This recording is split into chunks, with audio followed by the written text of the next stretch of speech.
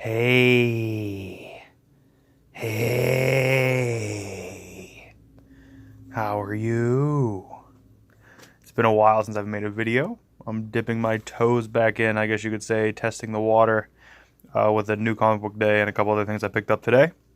So we'll see how this goes. We'll see if I have the drive to want to do this again. But kind of wanted to do it today, so let's do it and see how it goes. First is Astonishing X-Men Annual number 1. I'm really liking this book, especially this X character that, if you're not familiar with it, it's essentially Charles Xavier back inside Phantom X's body. That sounds super confusing, and it kind of is, but it happened in the first arc of Astonishing X-Men. I like the team that's going on now in Astonishing X-Men, which is not this team, so the annual, I imagine, is not in continuity with what's happening. Extermination number 1.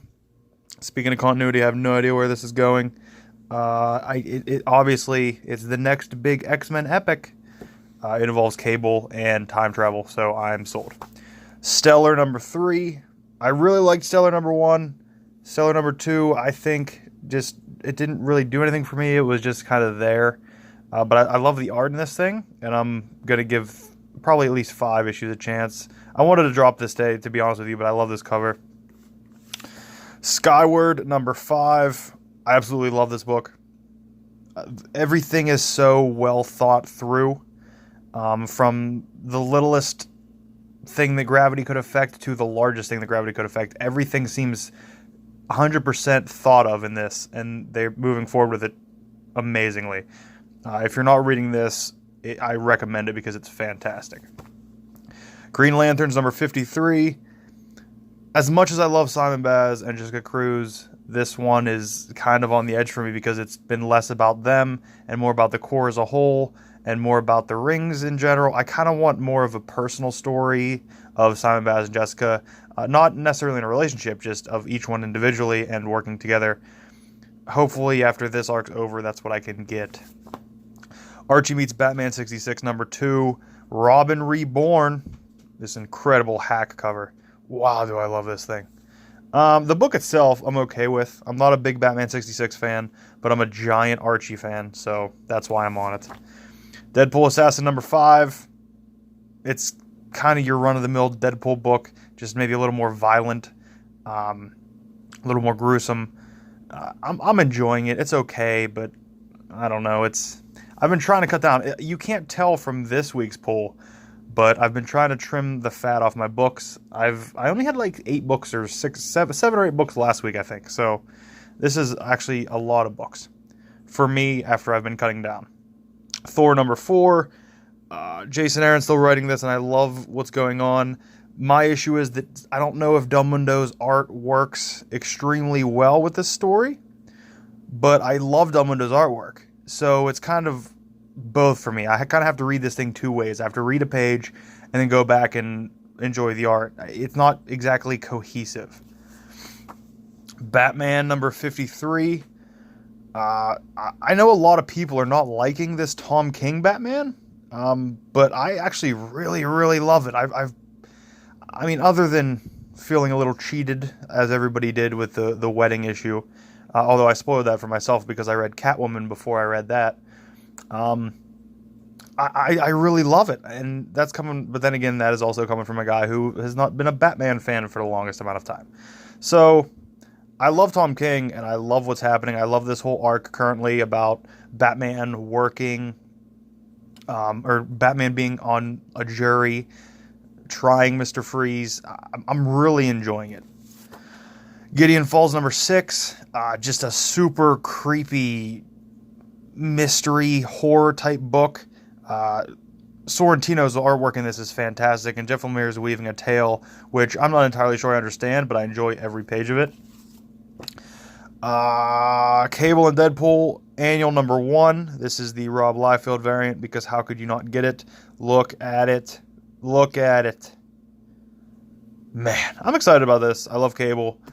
And I would say in the past that Deadpool was probably... in between the two, I would say Deadpool's my favorite, but I would definitely think that I've evolved maybe into more of a Cable fan than Deadpool fan. As much as I like Deadpool, I now know that it depends on how Deadpool's read, or it depends on how Deadpool is written. That'll tell me if I like him in a particular story. But I love Cable pretty much any way he's written. This is WWE 20, and this is the King Booker variant. I'm a fan of these toy variants. I wish I would have been picking them all up from the beginning because they would all look really nice on a wall. But I think this is only my second or third toy variant I got because we don't really get them at the shop, I don't think. But this is fantastic. I like how it even says it's ring attire from SmackDown May 2006. Like, they're very specific, and I'm a big fan of these covers. I may go try to hunt them down if I can get them for cover price, but we'll see how that works. Last but not least, Infinity Wars number 2. And this is the mystery variant, or the surprise variant.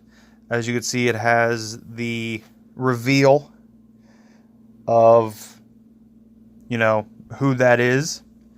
I don't know how... I might have just spoiled it and not spoiled it at the same time.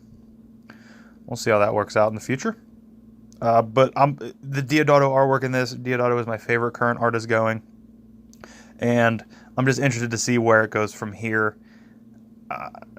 I'm excited I got this cover, although it looks like it was like slid through ink.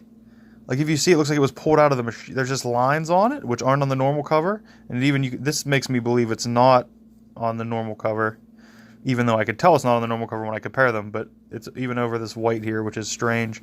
I don't know. I'm just glad I got this cover. I don't care if it's inked. Next were some presents from my boss at work, actually. She bought them from a garage sale, brought them in, asked me if I wanted them. This is The Rock Superstars Uncovered Jax figure, and I've never seen these Superstars Uncovered figures. Obviously, you see it's carded. The other ones in the series were Hulk Hogan, Undertaker, RVD, which comes with a dime bag, I believe. Triple H and Kurt Angle. That Kurt Angle is fantastic. I would love to have that. But I've never seen these, and it was nice to... Well, I mean, it was nice of her to do it to begin with, but it was nice to get that. Next up, it is Forearm Smash Ric Flair, the WCW figure. I already own this, but as I have told anybody who goes to flea markets, to yard sales, to anything, if you see a Flair figure, pick it up because it's going on the shelf.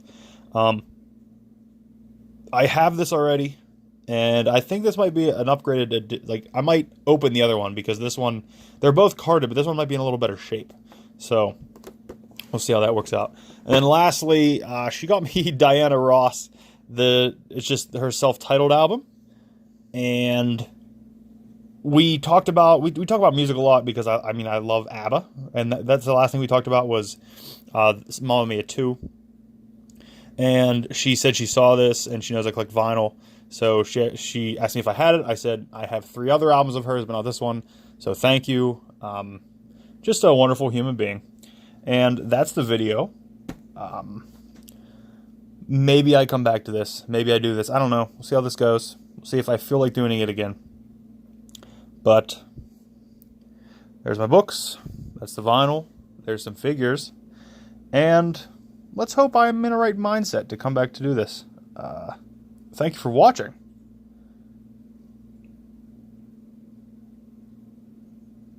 Have a great day.